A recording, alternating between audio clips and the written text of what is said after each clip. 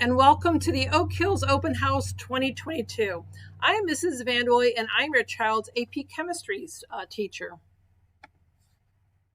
So a little word about myself. I am actually originally from Rochester, New York.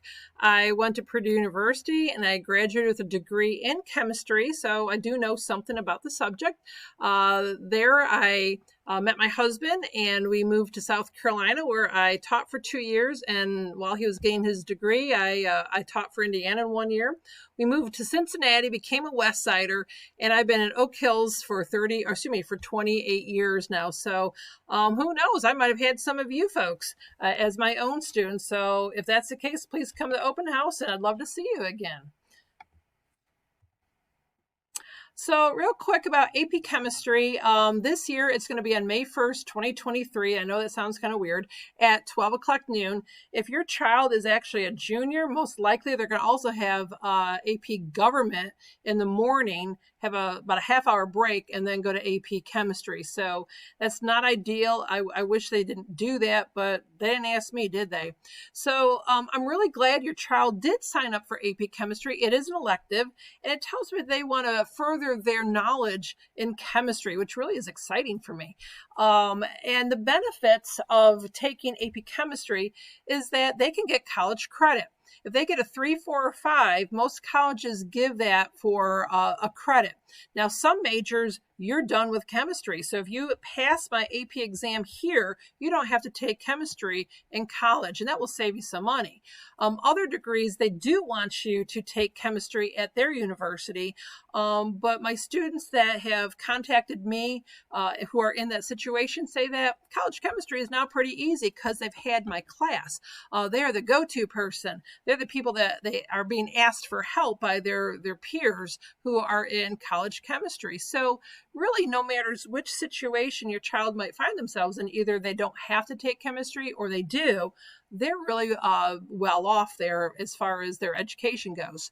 Real quick for UC, probably the most common college that students go to from Oak Hills, if they get a 4 or a 5 in AP Chemistry, they get 10 credit hours. And think of how much money that really costs, all right, that you're being saved.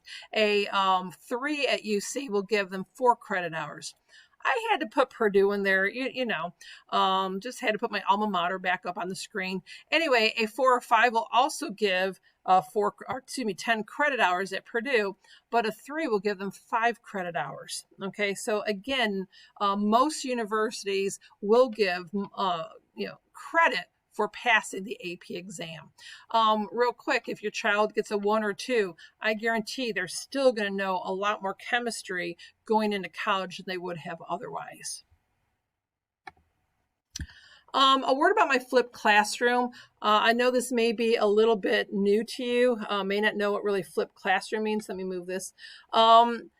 What happens in a flipped classroom is that I have pre-made videos for every notes they're going to take in my class, and they take the notes at home. They watch my videos and they fill out something called a WSQ, watch, summarize, and question.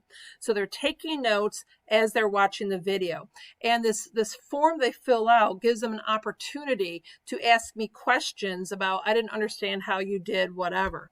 And so that is how we start the day. The next day is I answer their questions. So even though I'm not giving their notes in person, they still have that opportunity to ask me. But the benefit of a flipped classroom, and I firmly believe this, is that now when they're working on problems in the book or they're working on former AP problems, I am there in the room with them to help them. And this has really helped the grades out. I've been flipping the classroom. I think this is about my 7th year where I've completely flipped it. I think I started around 2015. And my scores, or my students' scores, I should say, have really increased since flipping them. I've really noticed a marked improvement. So I just gave you the last 2 years of data here for AP Chemistry. So the national average in 2021 was a 2.66, which meant only 52% of all students nationally who took the exam passed, got a 3, 4, or 5.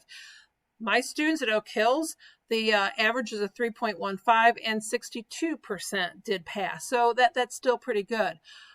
Last year, if you look at these scores, The national average did go up to a 2.73, but still only about 54% passed. At Oak Hills, look at the average was 3.31 and 72% passed, well above national average in both the mean score and the percentage of students who got credit for AP Chemistry. So, and this has really been consistent with, since I started flipping. So I think that goes hand in hand. So if they're complaining about how much, videos they have to watch, it is beneficial. They are going to learn their chemistry. Let's go on. So I know you're probably very concerned about their grades. Please be checking Progress Book on a regular basis, maybe weekly. I do update it practically every day. Right now, this is Monday, August 22nd. I think there's 5 or 6 grades for AP Chemistry in there already. There's grades for their WSQ. We do flipped classroom or flipped quizzes after we go over those WSQs in class, and those are open note quizzes anyway. And there's gonna be lab grades, there's gonna be test grades. There's a lot of grades in AP Chemistry to keep them, motivated, if you will, to do their work. So if you want to know how your child is doing, please check Progress Book. If your child, if you would like to get my text, I do something called Remind, which I really give them every night saying, this is what's due tomorrow. Don't forget to bring this. Don't forget we have lab tomorrow. If you'd like to get those, you may sign up for it. Some parents do, some parents don't.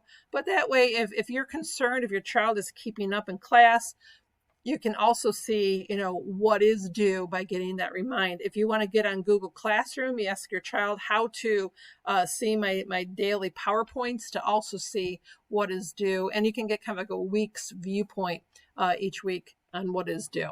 Now, if your child needs help, also a big question, a lot of them I get. Let me move this because you can't see that. Let's move it down here. All right. So anyway, I'll move it over here.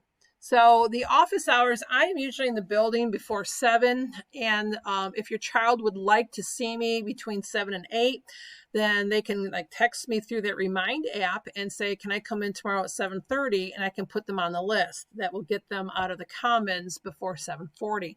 I do have AP Chemistry first and second bell so that they come straight to my room from the Commons. If they want to come straight to my room, they can be there by 7:45. If they only need 15 minutes of work, I can help them then too.